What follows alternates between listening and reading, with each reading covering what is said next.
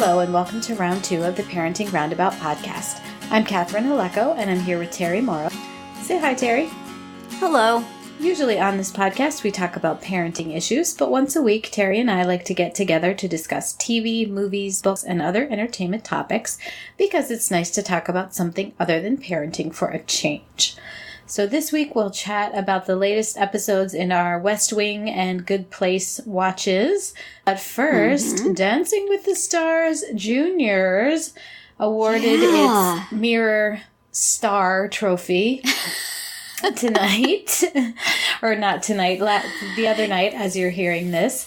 Yes. And yeah, I mean, it ended with, I think, your favorite for sure, Sky, winning it all. Yes. And I liked Sky very very much. I also liked Ariana and Miles quite a bit too. So I did. Yes. And you know, Mackenzie was just a ringer, as we've discussed many times on the show. She really was. You know, her freestyle was the most intensively dancey of all the freestyles. It had the least fapping about. But it was like an ensemble number. It didn't really feature her at all. She was just dancing with all the other dancers, and she was dancing very well because I think that's a style of dance she's familiar with since before the show. And it's like, well, excellent. You should have been, this is good example of why you should have been one of the pros and not one of the contestants. Nice going. Yeah, you know, I think of all the freestyles, I probably liked Sky's best. I think it featured her best. Ariana's was very cute, but there was somewhat less dancing to it than the others, I think. I thought so, too. I mean, I don't know if they were given the song or they picked the song, because what are you going to do with that? What are you going to do with that song? You know, when they said that song, I said they're going to dance to You're a Mean One, Mr. Grinch. That seems unwise. But she was just as adorable as could be.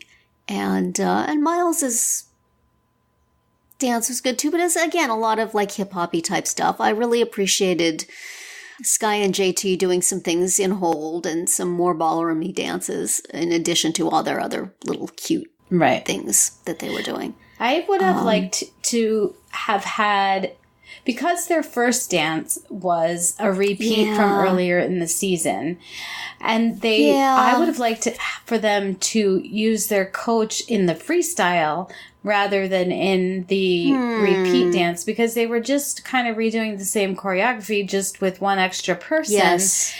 And I thought it would have been more fun if they brought them in a different way.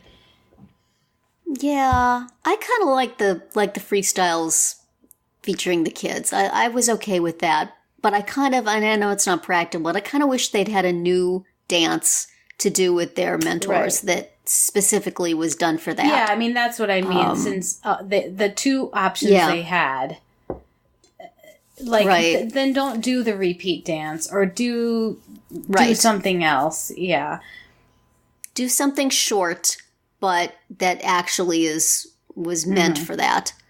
I did like the way, I don't really remember, the dance Ariana did the second time, I didn't really care for it the first time, so I didn't pay too much attention, but I liked the way that Alan, when he was dancing with Sky and JT, was dancing with both of them. The two little kids were dancing together, and then he was dancing with them, rather than the way it was with Mackenzie, sort of, which was, two guys and one girl. Right, which I always hate when they do trio night on Dancing with the Stars. Exactly. It was a very trio night number. Because I guess you can do that because she's tall enough. I was watching that number and thinking she could easily have been on regular Dancing with the Stars. This looks like a regular Dancing with the Stars number. So I think that maybe in the end, as I kind of was thinking last week, it may be, maybe if you are the tall, adult-looking girl dancing against two glowing little peanut babies, it does not work in your favor. So, and one of the glowing little peanut babies won. Yay! Cute little Sky. And this time she cried happy tears instead of sad tears. She did. They looked kind of the same as the sad tears. I think there was some sadness in them because it was over. Yes, I think it had to be kind of overwhelming.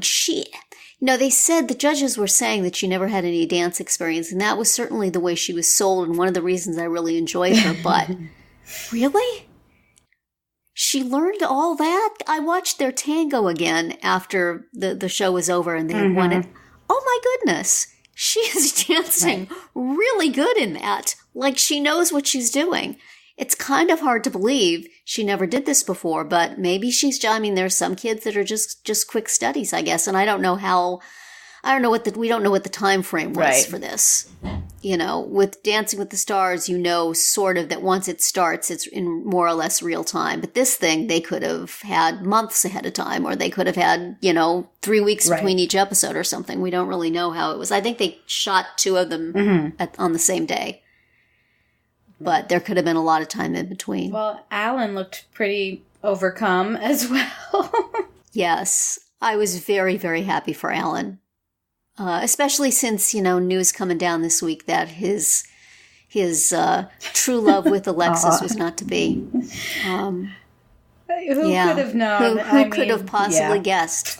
Amazing how that... Oh, honey, I'm glad that you got something good here. Even though this all happened way before. It totally happened before. Yes, but still, he's watching it at home alone. Now he's on tour.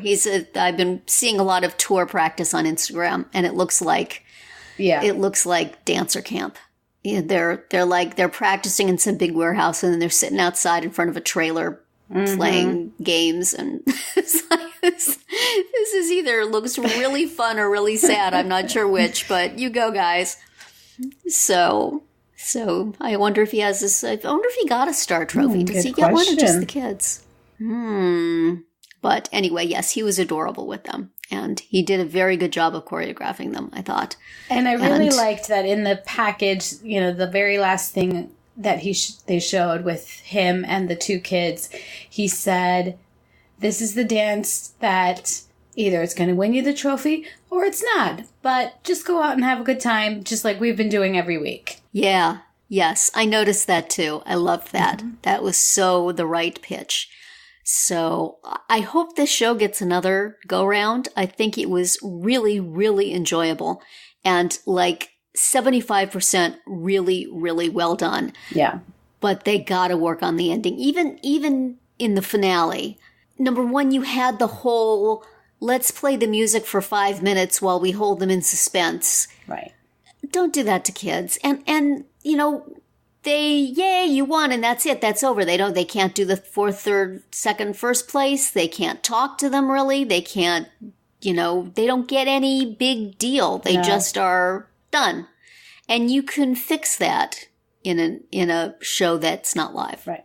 Very easily. I continue to be completely befuddled by the way they mangle that ending part. Right. Because it seems so unnecessary. They also did not, in this finale, spend any time with the past contestants. Yes, I was sad about that also. You saw them a little bit. Tiny bit. I like the opening numbers where they have everybody, but I'm old and my eyes aren't that great and I do not have a humongous TV screen, so I can't always see it. I would have liked them to be a little featured a little more sharply, so I'd have to, is that, oh yeah, that's that kid. Right. I wish they had done a little more of them. They showed them up in the skybox a few times, but yeah, I liked, that's, retroactively going back to Dancing with the Stars, grown-ups. One of the things I loved most about Bobby's freestyle is the way he brought people into it who were not getting a chance to dance that night because they had already been eliminated. For some reason we weren't doing that this time. So well done, mostly Dancing with the Stars juniors. And if you get a next time, I'm going to expect a more graceful ending. And it would really not be hard. We have already told you how to do it, so please listen. Call us. Yes. We will consult. We have ideas. We are parents. We can tell you. Yes. How not to end a show with children. Right. So shall we then say, once again, congratulations to Sky. You are adorable. Yes. Congratulations. And all of them. All of the finalists. They all did themselves proud. And made themselves a little tiny bit more famous. That's right. And you go, kids. Now we'll go into the good place. We got an episode after a few weeks off, and then we get an episode this week, and then now we're off again.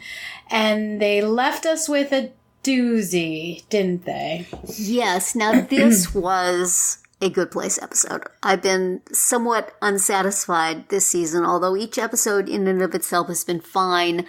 It's lacked something, and apparently the thing that it's lacked has been the afterlife, because once they got the heck off of Earth, it picked right up. Yes. So, although that fight scene, I have gone back and watched that fight scene in the bar a number of times because it is so glorious. But it has demons, so. Yes.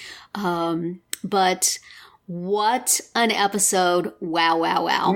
That was fantastic. It's funny, I didn't watch it Thursday night, so I try to kind of stay off social media until I've had a chance to watch it, but I just kept seeing mentions of Darcy Carden is so great. Wow, Darcy Carden, isn't she terrific? And I'm like, well, gee, I guess she's doing something. She was doing everything, every single thing. Like she was the entire cast except for Ted Danson. That was amazing and so fun. Yeah, and she did, and sweet and emotional. And that last scene with Eleanor Janet and Chidi Janet, and then when they kiss, and then it goes around and around, and then they become themselves. Right. That whole thing with all these, she just keeps being a different person over and over again. That was phenomenal. Yeah. And marred only slightly for me by the fact that, for some reason, Chidi Janet with Chidi's glasses on looked to me like Tina Fey and 30 Rock. And I kept saying, why is Liz Lemon there? The hair and the glasses. But I could move beyond it and feel Chidi coming through there in his hesitant line readings. And just amazing. That was wonderful. I have watched it more than once. Yes, I have watched it a couple times and listened to the Good Place podcast, which is a great thing to do after you have watched it. And then it will make you want to go watch it again, which is what I did. Yes. So.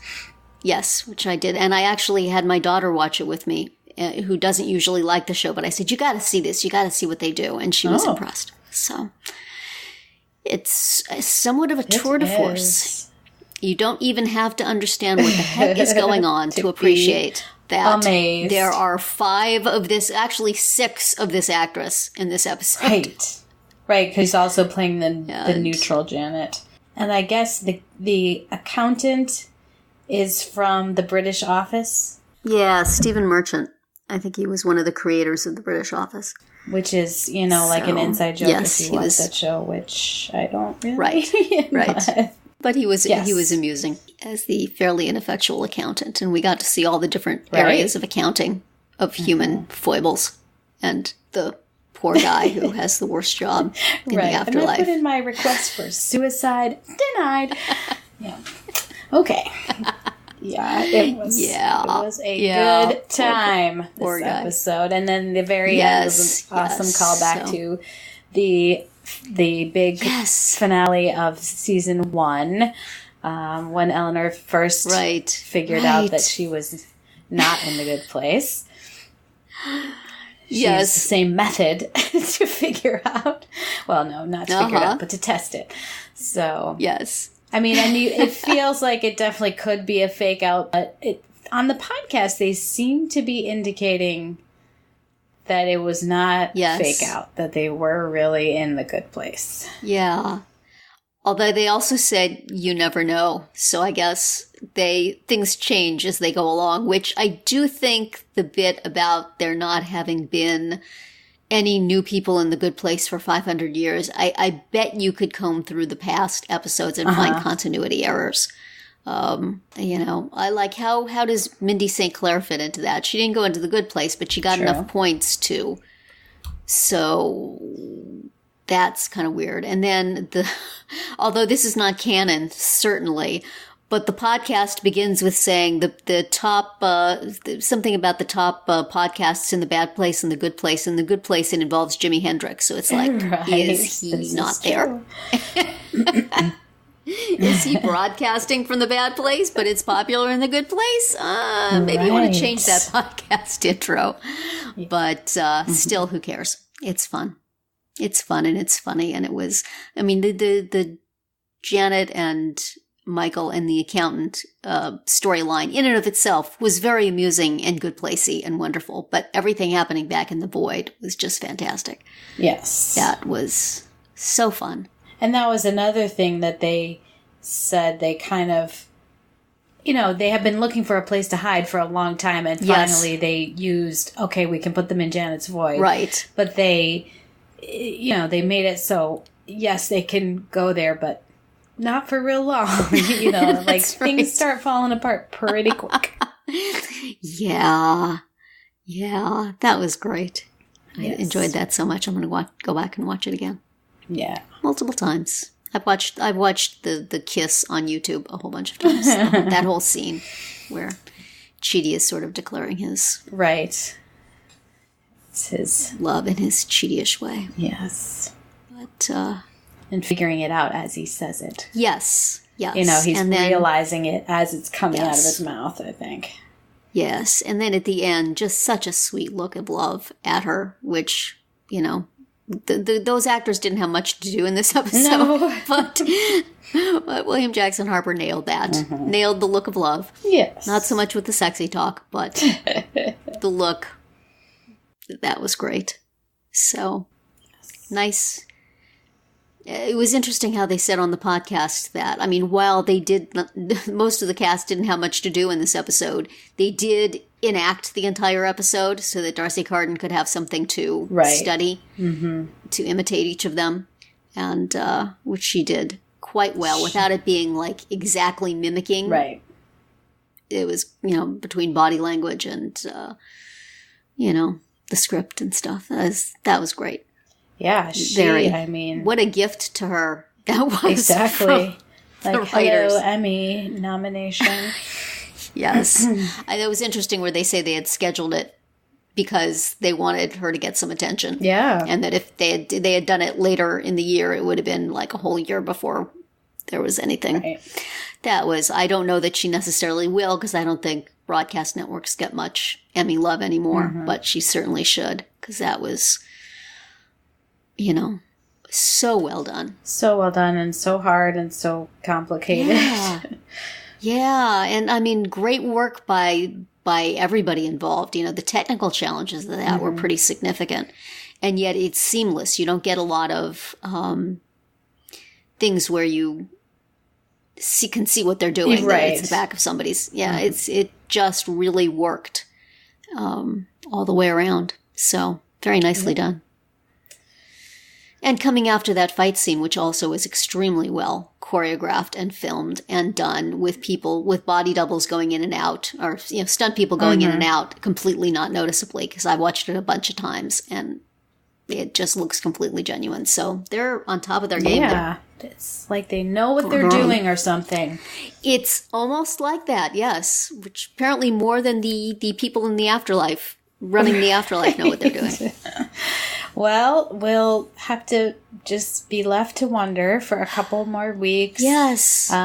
Yes. And then after that, there's only a few episodes. Right. I think they said there's only 3 in January or something. Yes. But it did get renewed for a 4th season. So. Good.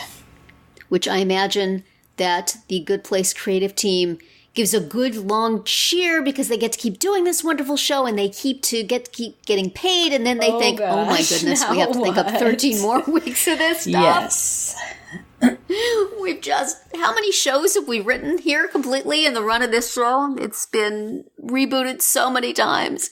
We have to think of more things to do, but I trust that they shall.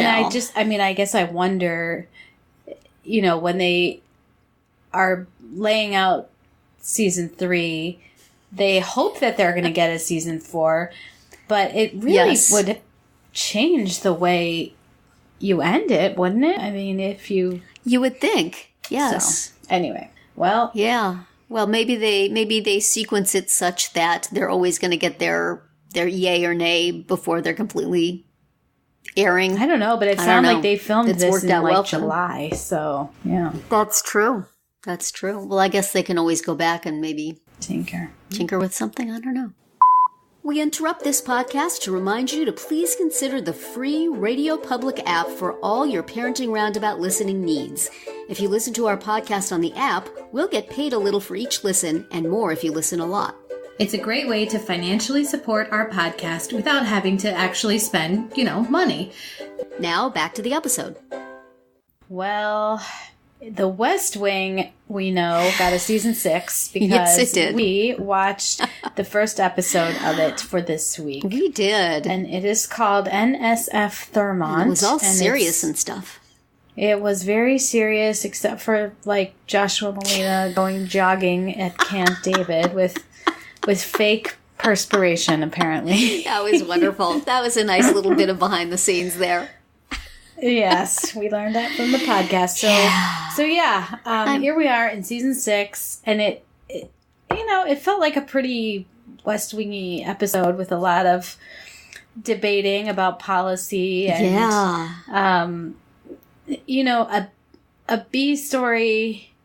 It really only had the A and the B. It had the peace talks type of thing, right. And then it had Donna still recovering. Yes. And really not much else, which is a little bit unusual, I think. I feel like even though Donna was in terrible peril, that was sort of like the comic relief. Because of Josh. Because of Josh, and because I really enjoyed since we had heard Jason Isaacs talk on the podcast about how much he was like a Josh and Donna shipper, I enjoyed the part where his character starts saying, "Hey man, what are you doing? Right. Clearly there's something going on here." Did he just improvise that? Did he just What is your problem? I'm going to go for it. Yeah. But I was amused that there seemed to be a common motif here of writing things on pieces of paper. Yes. There was the whole thing where Donna couldn't talk, so she was writing stuff down for Josh, little jokes, and then that she was scared. And I'm like, you can't write down, "I love you"? Would that be so hard? No, she can't do that. Apparently she can't. Also, I can't believe they let him in there. Right. And he had to get all, gowned up and everything. But yet she had a pen and paper. It's that's not very sterile. That seemed weird. And then again, in the main plot, Kate Harper scribbling notes for the president while he's on the phone. Right. That bit where she spilled the coffee, while that was a very dramatic moment, and I really liked it in the moment, they then all walked away, and I'm going, isn't somebody going to mop up that coffee? Isn't there a wood finish on that desk? Aren't there important papers? I think Debbie Fitterer will be Give me a paper towel. Things like that bother me. I need to see a resolution. Yes. I need to see Debbie coming in with a handy wipe. Right. I need, and kind of grumbling about it. You can have that dramatic moment, but I need follow through. Yes, please. I need to know that they didn't walk out and that coffee just sat on that desk, seeping into the finish. Into the, what is it called? The Resolute Desk or something. The Resolute that has a name. Desk. It's so famous that it has its own name. Yes, important paperwork getting saturated and smeared. No. Yes. Let me just hear somebody call for the man. Margaret, bring some paper towels. Oh, well. Otherwise, the presidential library is going to have an aroma of coffee. Oh, dear. The things that I focus on. But, the things are getting fraught between Leo and the president, aren't they? Yes. Wow. It's like watching your not parents fighting. Yes. Yes. And, Kate is realizing how deeply she has stepped in this and keeps trying to make it right. And they're both telling her, nope, it wasn't you, but it was totally her. Yeah, it kind of was. Busy day on the job. Yeah, really. Disrupting the core friendship in the show.